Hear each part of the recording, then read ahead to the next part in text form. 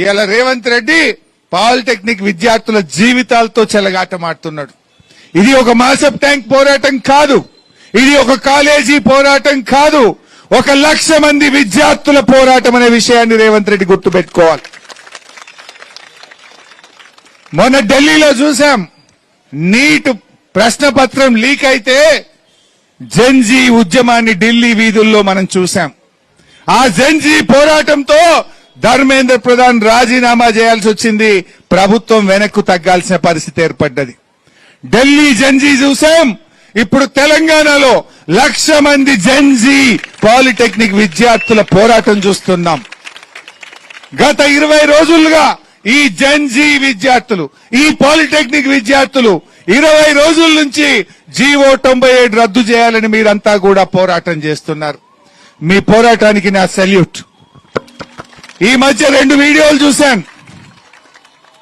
మహబూబాబాద్ లో ఒక విద్యార్థి పోరాటం చేస్తుంటే ఒక సిఐ అతని గొంతు బట్టి బిసుకుతా ఉన్నాడు. నేను అడుగుతున్నా, రేవంత్ రెడ్డి, ఈ విద్యార్థులు ఏమైనా టెర్రరిస్ట్లా? ఆ విద్యార్థులను గొంతు పెట్టి బిసుకుతా ఉన్నాడు.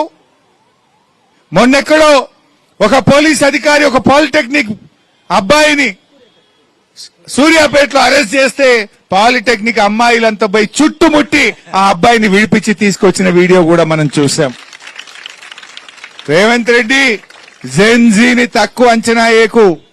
నరేంద్ర మోడీని, కేంద్ర ప్రభుత్వాన్ని గడగడలాడించింది ఈ తరం జెన్జీ. నువ్వెంత రేవంత్ రెడ్డి? మా 1,00,000 మంది పాలిటెక్నిక్ విద్యార్థులు ఒక్కటై కదిలితే నువ్వు సెక్రటరియట్లో అడుగు పెడతావా? గుర్తుపెట్టుకో, ఇది మున్పటి జెన్జీ కాదు. ఏదో రీల్స్ చేసి, రీల్ పోస్ట్ చేసి మర్చిపోయే జెన్జీ కాదు.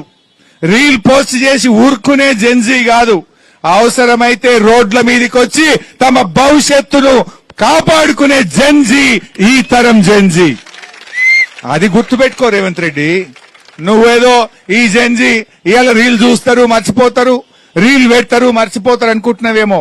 ఢిల్లీలో జెన్జీ ఏం చేసిందో చూసినావు కదా. నేను నీకు చెప్తా ఉన్నా, సెప్టెంబర్ 7వ తారీఖు అసెంబ్లీ స్టార్ట్ కాబోతా ఉంది. అసెంబ్లీ స్టార్ట్ అయ్యే లోపు జీవో 97 రద్దు చేయాల్సిందే అని చెప్పి మేము డిమాండ్ చేస్తా ఉన్నాం. లేదంటే ఈ 1,00,000 మంది విద్యార్థుల గొంతుకగా, మీ పూర్వ విద్యార్థిగా రేపు అసెంబ్లీలో మీ పక్షాన గలం విప్పుతాం, పోరాడతామని చెప్పి కూడా ఈ సందర్భంగానే మనవి చేస్తా ఉన్నా.